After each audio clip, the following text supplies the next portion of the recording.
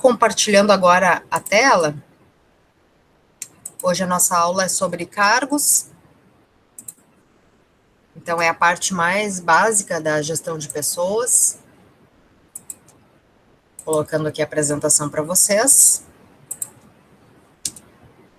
Então, como a gente falou antes, todos nós, de alguma forma, sabemos o que é um cargo, ou viemos a ocupar algum cargo nos nossos trabalhos.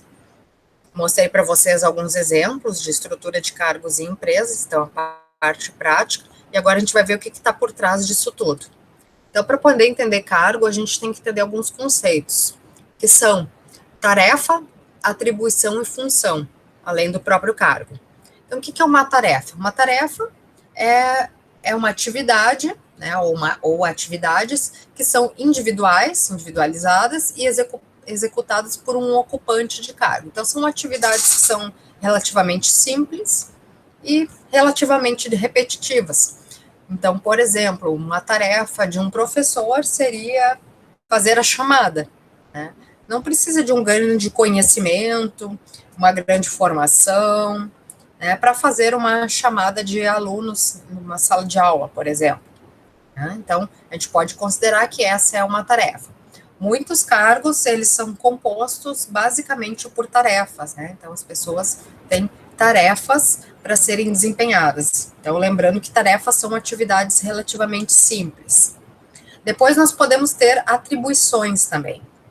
Então, as atribuições também são atividades individualizadas, que vão ser executadas também por um ocupante de cargo, só que são atividades diferenciadas, ou seja, elas têm um nível de complexidade um pouco maior. Então, quando eu falo, por exemplo, numa atividade de um professor que é avaliar os alunos, então talvez quando eu falo em avaliar os alunos, eu não consigo imaginar muito bem como isso se dá, né? A gente sabe que para isso é necessário um certo grau de conhecimento da matéria, de forma de avaliação. Então, é bem mais complexo do que fazer a chamada dos alunos.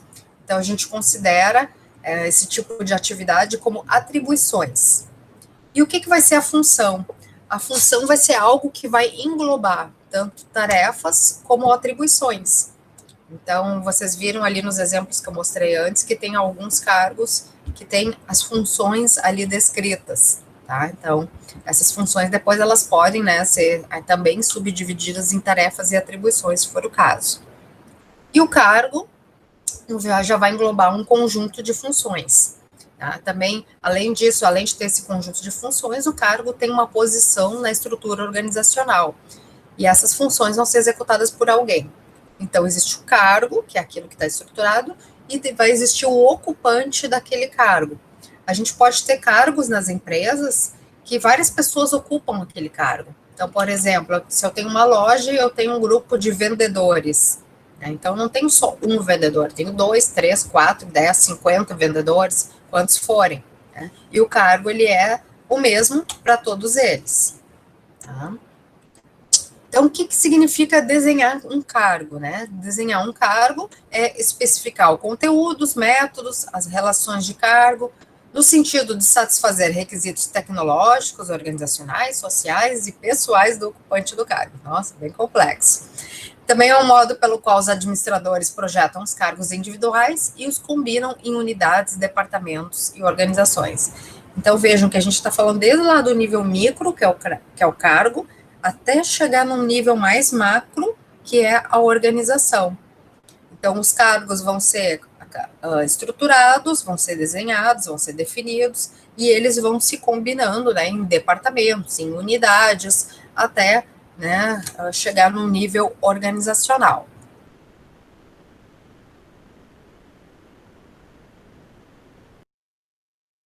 As atividades, o que vai ser feito, né, que é o próprio conteúdo do cargo, como isso vai ser feito, então quais são os métodos, quais são os processos, que equipamentos vão ser utilizados, né, a quem esse ocupante do cargo vai se reportar, né, então qual é o nível também de, qual é a responsabilidade dele, quem o ocupante do cargo deverá supervisionar, então qual o nível de autoridade, porque nós temos cargos que a pessoa tanto se reporta a alguém, como ela supervisiona alguém, né, que está na linha hierárquica mais abaixo.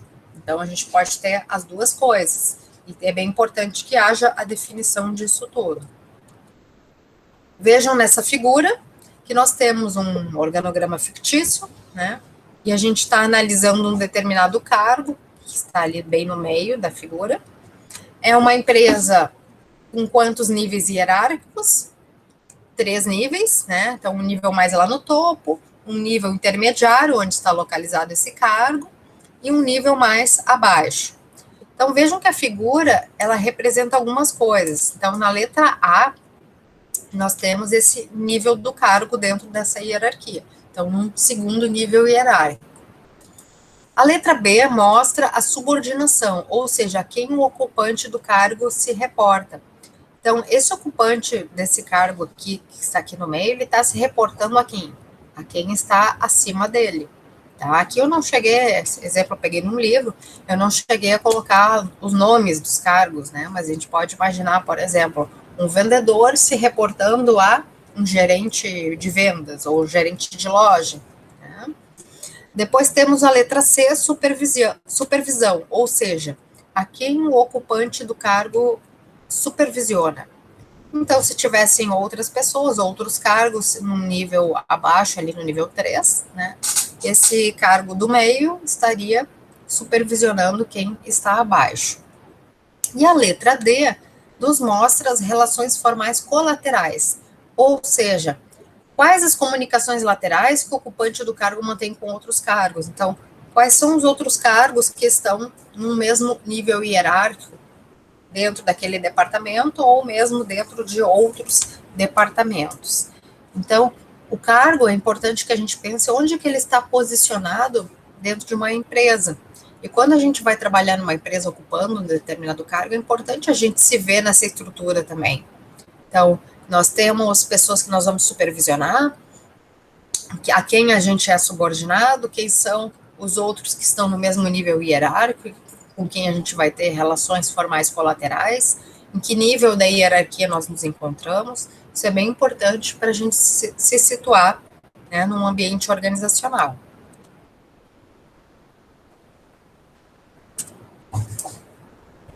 Seguindo, então. Vamos falar agora sobre a estruturação de cargos. Então, na estruturação de cargos, nós temos dois conceitos, que é o de descrição e o de análise de cargos. A descrição é o detalhamento das atribuições, das tarefas, né, então, de todas as atividades que vão ser executadas no âmbito daquele cargo, qual a periodicidade da execução, métodos, objetivos. Então, a gente diz que são aspectos intrínsecos, né, de uma certa forma, a gente entende como interno, ou seja, específico daquele cargo mesmo, por isso que tem a ver com as atribuições ou tarefas. Na parte de análise, a gente diz que é o estudo dos requisitos qualificativos, das responsabilidades e das condições exigidas pelo cargo para o seu desempenho adequado.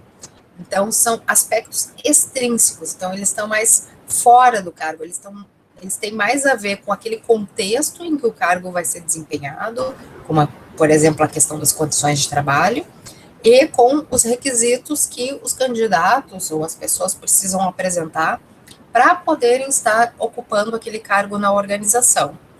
Então, são dois conceitos que eles andam juntos.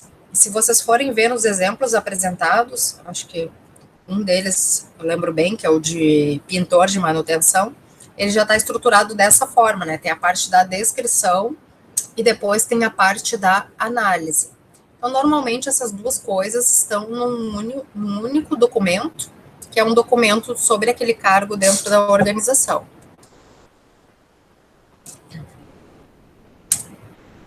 Tá bem lentinho aqui para passar os slides, não sei porquê.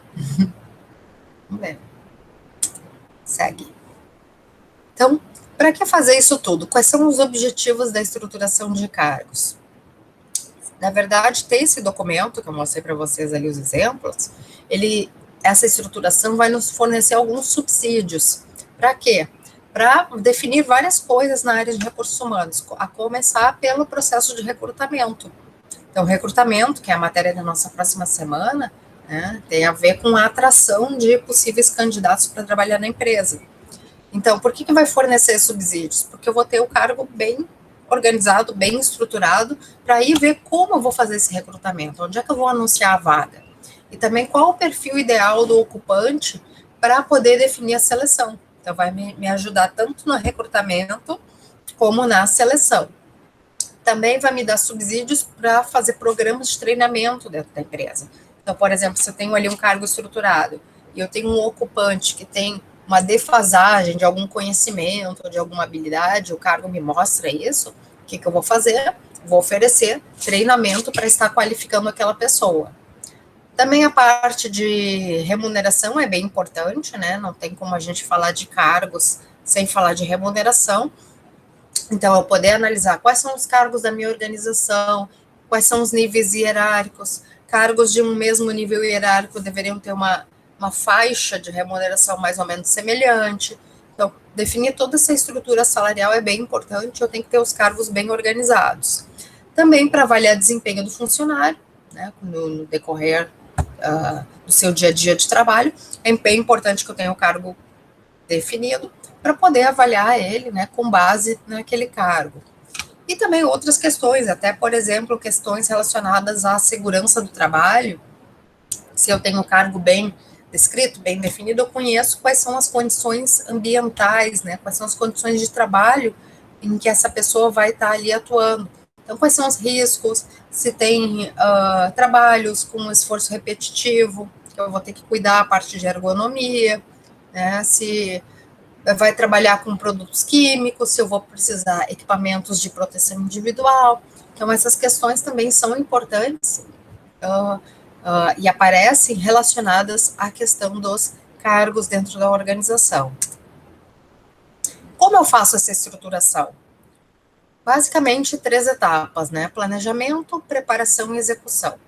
Planejamento, então, antes de sair descrevendo os cargos de forma, né, aloprada, o que eu tenho que fazer? Determinar que cargos, quais são os cargos da minha organização. Ela tem um organograma, ela tem uma estrutura? Ela não tem. Então, talvez eu tenha que começar por aí, definindo qual é a minha estrutura organizacional antes, né, de poder fazer um trabalho relacionado aos cargos. Elaborar um cronograma de trabalho, escolher quais são os métodos que eu vou utilizar para fazer esse trabalho. Nós vamos falar dos métodos daqui a pouquinho. Ver quais são os fatores, graduar esses fatores. Então, fazer todo um planejamento de como vai ser feito esse trabalho. Quem faz esse trabalho?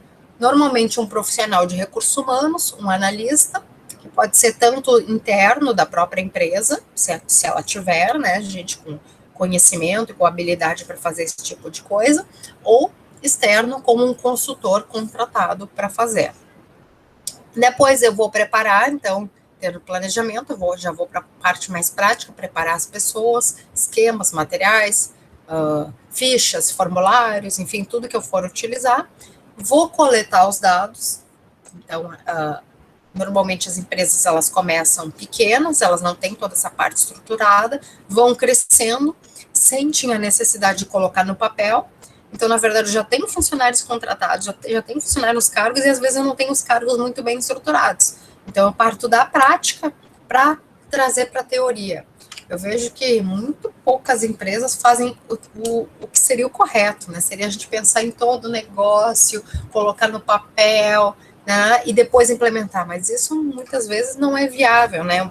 Então, se tem uma necessidade até mesmo financeira, de já começar a dar resultado para o negócio, então muitas vezes não tem como ficar planejando tudo antes, né? A gente diz que, né, que a gente troca pneu ali da bicicleta com a bicicleta andando muitas vezes.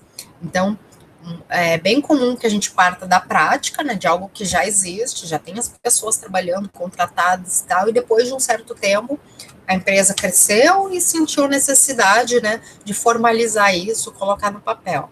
Então, ela parte coletando os dados da prática e registrando isso no papel e fazendo, então, essa redação. Quando eu digo no papel, pode ser eletrônico, tá? É apenas uma maneira de se expressar. Bom, como eu vou fazer essa coleta de dados? Então, tem 3 métodos básicos e tem a combinação dos métodos. O primeiro deles é a entrevista. Então, aqui a gente não está falando de entrevista para seleção. Vejam que as pessoas já estão trabalhando muitas vezes, né, na empresa.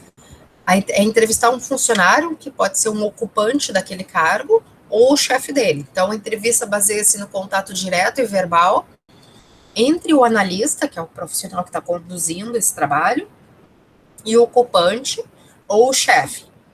Obtém-se informações sobre a natureza, sequência das tarefas, sobre os porquês, os quantos. Então, eu estou coletando informações para poder fazer toda essa parte da descrição, principalmente. Mais aplicável a cargos executivos e a cargos mais técnicos ou de nível superior. Então, através dessas informações, dessas entrevistas, eu vou obter informações e a partir daí, então, eu vou construir aqueles instrumentos que eu mostrei para vocês antes, naqueles exemplos. Segundo método, observação direta. Aí é um pouquinho diferente, o analista não vai entrevistar, ele vai ficar ali com uma pranchetinha, né, ou um tablet, né, de uma forma mais moderna, observando o ocupante em pleno exercício das suas funções, registrando os pontos principais. Claro que vocês imaginem, se coloquem na posição, né? Vocês estão lá trabalhando, tem uma pessoa do RH ali do lado só fazendo anotação. É uma situação pode ser um pouco constrangedora.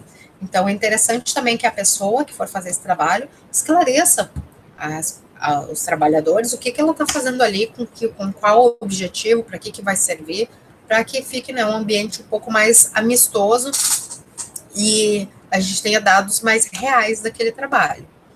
Então, com a observação direta, eu consigo fazer cargos que envolvam operações manuais ou de trabalho mais repetitivo, que eu consigo ficar ali um tempo observando e anotando. Tá? Depois temos a possibilidade de aplicar um questionário. O questionário já vai ser um instrumento em papel ou eletrônico. Esse questionário é um questionário preparado especialmente para isso, feito sob medida, com as indicações possíveis sobre o cargo, o conteúdo, as características, e a pessoa vai assinalar o que ela pensa, né, em relação ao seu cargo. Ou a chefe, posso aplicar com o chefe também. O questionário é mais aplicável quando se trata de um grande número de cargos similares, de natureza rotineira, burocrática, também quando nós temos várias pessoas que ocupam aquele cargo, então é uma maneira de juntar informações vindas de várias pessoas para poder condensar isso depois. E temos os métodos mistos, é uma combinação entre 2 ou mais métodos. Os mais utilizados são questionário com o ocupante e uma entrevista com o chefe, né, o superior. Ou questionário e entrevista com o próprio ocupante. Ou observação direta e entrevista. Então, eu posso fazer uma combinação. Não existe certo e errado, tá, gente? O que existe é a necessidade da empresa e poder bolar, né, uma forma de como coletar essas informações que sejam bem fiéis às realidades de trabalho e que sirvam depois para se fazer alguma coisa. E é importante que a empresa tenha essa clareza. O que ela vai fazer com isso depois? Não vai fazer só para bonito, para ter um manual com todos os cargos. Que legal, que organizar. Tá, mas para que isso? É para recrutamento? É para poder avaliar desempenho? É para ter subsídios para treinamento? Para que vai servir? Então, ela tem que ter essa clareza também.